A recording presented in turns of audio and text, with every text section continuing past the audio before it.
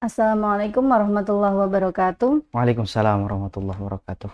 Alhamdulillahirabbil alamin wa bihi nasta'in wa ala umuri dunya waddin. Wassalatu wassalamu ala asrofil anbiya wal mursalin amma ba'du. Pemirsa Tarjih Menjawab edisi 19 dimanapun Anda berada. Kali ini kita akan membicarakan tema terkait dengan iktikaf dengan aktivitas online. Nah, ini apakah diperbolehkan? Nah, kali ini pemateri kita adalah Ustadz KM Aula Syahid, MAG. Assalamualaikum Ustadz. Waalaikumsalam warahmatullahi Ya, gimana wabarakatuh. kabarnya Ustadz? Alhamdulillah lapar. Masya Allah. Ya, malah lapar Ustadz nih. Iya. Ini langsung saja Ustadz, kita Iya. akan perbincangkan terkait dengan iktikaf. Ya. Iya. Pertanyaan yang pertama, nah, mungkin terkait dasar hukumnya Ustadz. Ya, Ya. ya terima kasih Mbak Iva. Jadi secara bahasa kalau kita lihat i'tikaf itu artinya luzumus syai' wa habsun nafsi alaihi. Jadi menetap, diam dan ya mengurung diri pada sebuah tempat lah seperti itu. Adapun secara istilah atau secara syar'i dalam salah satu fatwa yang sudah dikeluarkan oleh Majelis Tarjih yang terkait dengan tuntunan i'tikaf. I'tikaf itu adalah berdiam pada sebuah tempat, dalam hal ini masjid, dalam tempo tertentu untuk melaksanakan ibadah-ibadah tertentu pula dengan niat dalam rangka mendekatkan diri kepada Allah Subhanahu wa taala. Nah, dasar hukumnya i'tikaf ini mustahab, sesuatu yang disunnahkan dalam Islam, khususnya di 10 terakhir bulan Ramadan, seperti itu ya. Misalnya saja kita melihat di dalam Al-Quran, surah Al-Baqarah ayat 187 kalau tidak salah, dalam potongan ayat dikatakan wala tubashiruhunna wa antum akifuna fil masajid. Dan janganlah kalian mencampuri istri-istri kalian dan ketika itu kalian dalam keadaan iktikaf di masjid. Dalam sebuah hadis sahih juga yang ditakhrij oleh Imam Bukhari dari istri Rasulullah Aisyah Ummul Mukminin dikatakan annan Nabiya sallallahu alaihi wasallam kana ya'takifu al-ashral awakhir min Ramadana hatta tawaffahu Allahu thumma i'takafa azwajuhu min ba'dihi. Jadi Nabi sallallahu alaihi wasallam itu membiasakan diri beriktikaf di 10 hari terakhir bulan Ramadan sampai Allah mewafatkan beliau.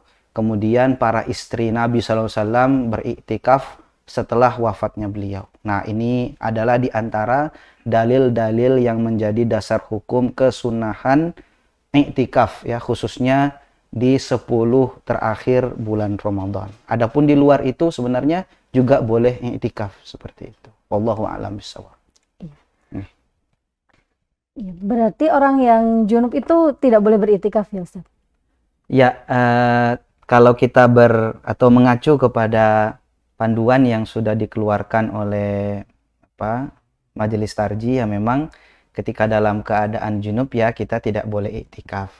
Hanya saja memang misalnya dalam proses iktikaf ini, qadarullah kita junub, maka boleh kita keluar dulu di masjid, kemudian mandi dan sebagainya, kemudian melanjutkan iktikaf kita. Nah, sama seperti ketika ada perempuan ya, yang iktikaf, karena kan perempuan juga boleh ya di masjid, sebagaimana beberapa hadis yang menunjukkan bahwa istri Nabi SAW juga iktikafnya di masjid. Nah, andaikan ketika iktikaf itu dalam keadaan haid ya, ya berarti ya, kalau haid ya berarti keluar ya, keluar dan tidak membatalkan amaliyah-amaliyah yang sudah dia lakukan ketika iktikaf tadi. Nah, jadi seperti itu. Berarti iktikafnya selesai gitu ketika itu. Ya, karena sudah ada maniknya, sudah ada sabab yang kemudian mengharuskan dia untuk menyelesaikan iktikafnya itu. Oke, wallahu a'lam bishawab. Ya, akan kita lanjutkan setelah pariwara berikut ini. Pemirsa Tarjih Menjawab, jangan kemana-mana.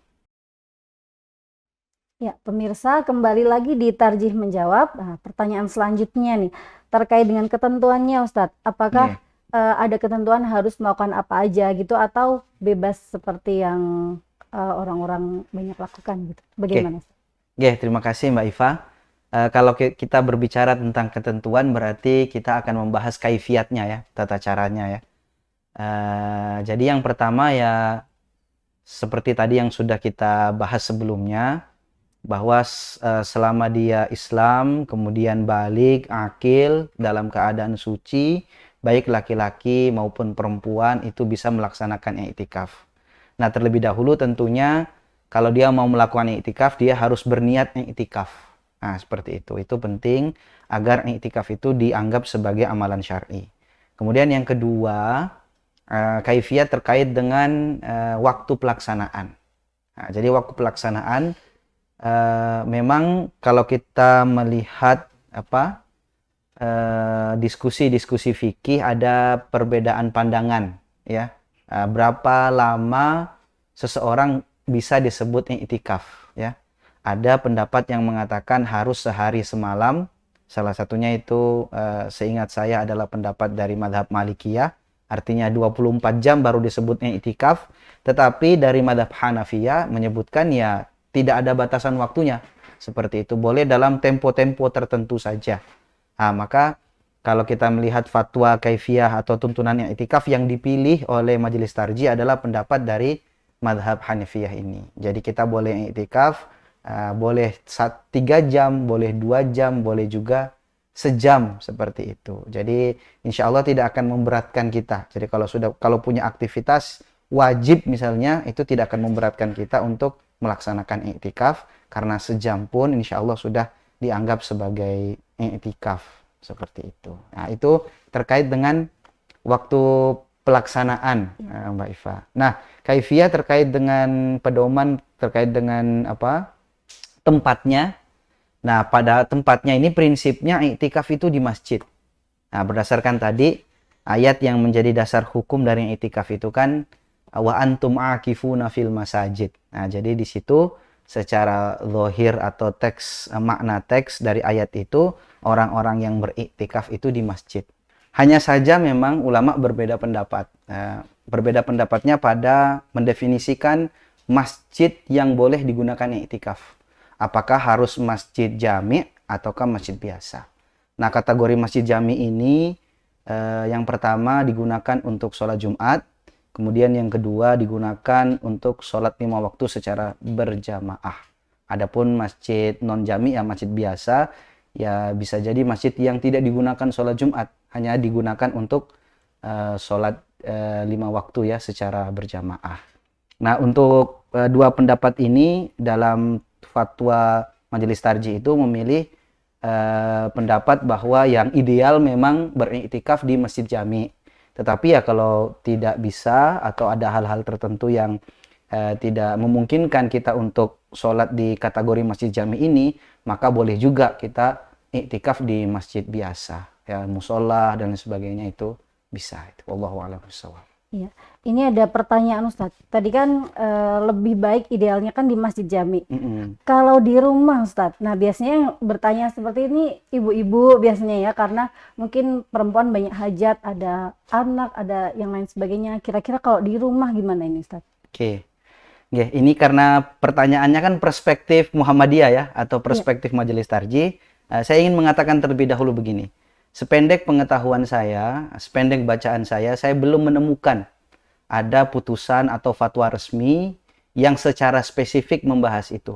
Boleh tidak bolehnya orang beriktikaf di rumah. Nah, seperti itu. Nah, kalau kita kembalikan kepada khazanah fikih, memang di situ yang pertama ulama bersepakat bahwa khusus laki-laki itu ya iktikafnya di masjid, tidak boleh di rumah, yaitu. Karena tadi berdasarkan dalil ya, secara teks itu wa antum akifuna fil masajid. Di situ betul-betul disebutkan di masjid. Nah, cuma memang yang menjadi perbedaan pendapat tadi yang betul ditanyakan oleh Mbak Iva itu adalah bagaimana kalau perempuan? Nah, boleh nggak dia kalau di rumah seperti itu? Nah, di sini ada perbedaan pandangan. Yang pertama, pandangan yang mengatakan perempuan itu sama seperti laki-laki. Kalau mau iktikaf ya di masjid. Nah, tadi berdasarkan yang pertama tadi, bahwa Rasulullah di dalam Al-Qur'an iktikafnya itu di masjid. Kemudian yang kedua bahwa istri Rasulullah SAW itu ikut juga iktikaf dengan Rasulullah di masjid. Nah, kemudian di situ dikatakan andaikan memang boleh perempuan itu iktikafnya di rumah, maka pasti ada satu kali saja istri-istri Rasulullah, salah satu di antara mereka itu pernah iktikaf di masjid.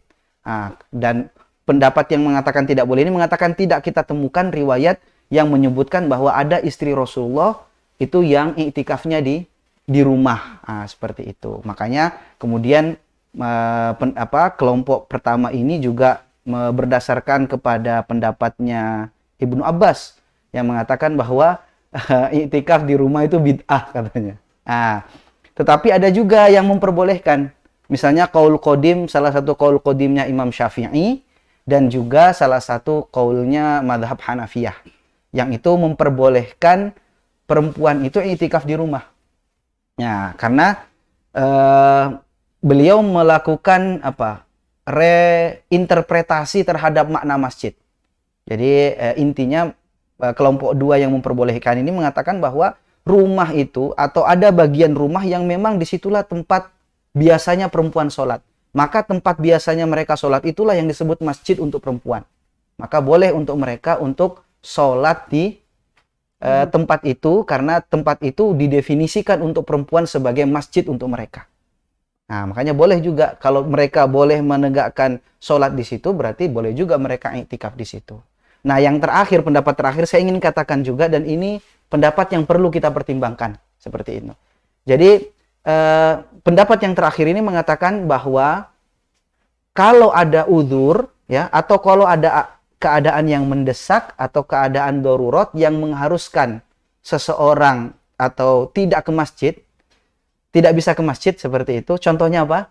Waktu COVID kemarin, ya kan kita dilarang untuk berkumpul di masjid, maka boleh kita melaksanakan iktikaf di rumah seperti itu. Oke, terima kasih Ustaz ya, tadi jawabannya jelas sekali ya, amannya lebih baik di masjid saja. Iya. Oke, jangan kemana-mana pemirsa Tarjih Menjawab, kita akan jeda pariwara berikut ini. Ya, kembali di Tarjih Menjawab. Nah, ini nyambung yang tadi ya Ustaz. Sepertinya yang terakhir tadi menarik Ustaz. Jadi kira-kira argumentasi atau dalilnya bagaimana itu Ustaz? Iya. Mbak Iva, jadi pendapat yang ketiga itu tadi kan memperbolehkan kalau keadaan daruroh ya, atau ada keadaan mendesak yang kita tidak bisa iktikaf di masjid. Nah, seperti COVID kemarin. Nah, dalilnya itu adalah sebuah riwayat, di mana riwayat ini menceritakan ada seorang sahabat yang bernama Itban bin Malik. Beliau itu punya gangguan mata dan jarak rumahnya ke masjid itu kalau gelap, hujan itu nanti menyulitkan, bisa ya jatuh dan sebagainya. Akhirnya sahabat Itban bin Malik ini minta izin kepada Rasulullah SAW agar bisa mendirikan sholat jamaah 5 waktu di rumah. Nah, dan di rumah Itban. Ketika itu Rasulullah tidak hanya mengizinkan, tetapi bahkan Rasulullah datang ke rumah Itban, kemudian bertanya kepada Itban, di bagian mana rumahmu yang kamu mau dirikan sholat jamaah di situ? Nah, kemudian Itban menunjuk di situ, di daerah tertentu. Nah, kemudian Rasulullah sholat di situ. Nah, dan di situ menunjukkan bahwa di tempat itulah Itban bisa menyelenggarakan sholat 5 waktu secara berjamaah. Nah, kemudian menggunakan qiyasul aula. Kalau sholat saja, apabila ada udzur atau apabila ada hajah, keadaan mendesak itu bisa dipindahkan ke rumah, apalagi iktikaf yang level hukumnya sunnah. Seperti itu. Nah, jadi itu pendapat yang ketiga. Oke Ustadz. Nah, kemudian pertanyaan selanjutnya ini ya, terkait dengan gelap-gelapan nih. Biasanya ada beberapa masjid yang tidak boleh dinyalakan lampunya. Nah, kira-kira apakah itu afdol atau yang betul seperti apa Ustadz? Oke, ya betul ya. Saya juga kadang mendapati ada masjid seperti itu. Kalau tidak gelap ya biasa dibuat remang-remang ya. Bikin tidur malah. Ya, ya betul. Ya intinya bahwa perintah untuk gelap-gelapan ketika i'tikaf itu kita tidak temukan di dalam dalil seperti itu. Hanya saja memang begini. Hakikat i'tikaf itu kan kata ulama, uquful qalbi 'ala Allahi, qat'ul mu'takif ala iqahu bima siwahu, kemudian al-khalwatu bi rabbih wattaladzudzu bimunajatihi. Itu kan bagaimana dia menyandarkan, mensucikan hatinya untuk Allah Subhanahu wa taala, kemudian dia berkholwah ya kepada Allah, merasakan kenikmatan bermunajah kepada Allah, yang itu artinya dia butuh suasana khusyuk. Nah, mungkin dalam rangka itu makanya ada inisiatif untuk mematikan masjid seperti itu ya, sehingga kalau itu memang menjadi wasilah kita semakin khusyuk, ya tidak mengapa sebenarnya untuk mematikan. Tetapi itu bukan sebuah keharusan. Dan yang perlu diperhatikan juga, khususnya untuk masjid jami ya, yang di situ orang i'tikaf itu tidak cuma satu orang, tetapi banyak orang. Maka perlu juga dipertimbangkan kemaslahatan yang lain. Karena mungkin ada orang yang kalau remang-remang gelap itu bisa khusyuk, tetapi ada orang yang juga nggak bisa. Nah gitu kan, nggak bisa khusyuk, maka perlu di situ ada kebijakan takmir untuk mengayomi seluruh kemaslahatan para jamaah seperti itu. Jadi itu bisa. Berarti itu harus disesuaikan dengan jamaahnya. Iya, betul. Oh iya, pertanyaan terakhir nih Ustadz, terkait dengan online. Nah, terkadang kan kita juga sambil kajian gitu. Apakah boleh i'tikaf sambil buka HP, entah dia online kajian atau baca Quran dan lain sebagainya? Ya,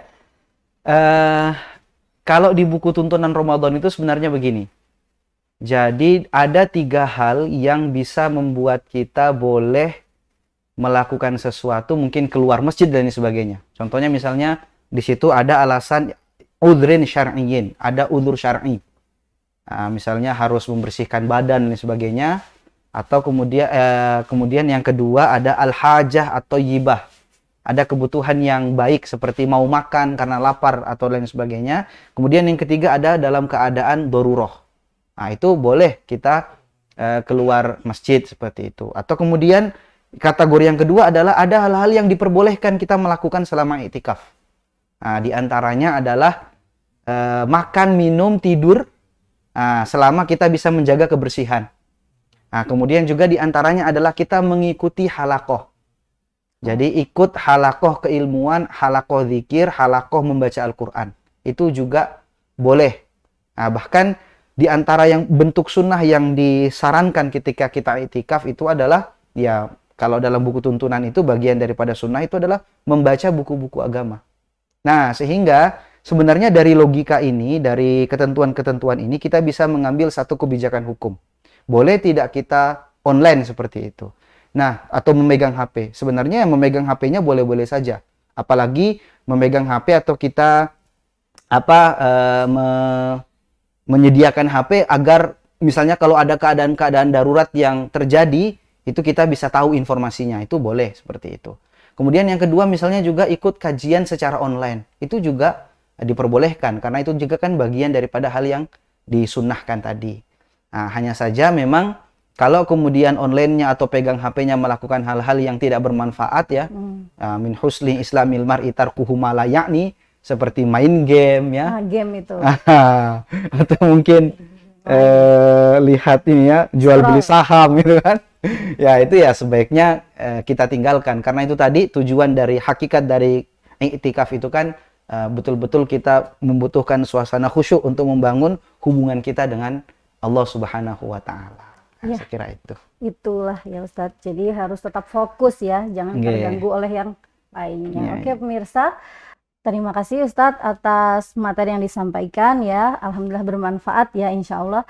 Kemudian terima kasih pula kepada pemirsa Tarjih Menjawab ya. Jangan lupa video-video kami juga ada di TV-mu dan Tarjih Channel. Kemudian berakhir pula edisi ke-19 kali ini. Saya Iva Fauziah beserta kru yang bertugas undur diri. Assalamualaikum warahmatullahi wabarakatuh. Waalaikumsalam warahmatullahi wabarakatuh.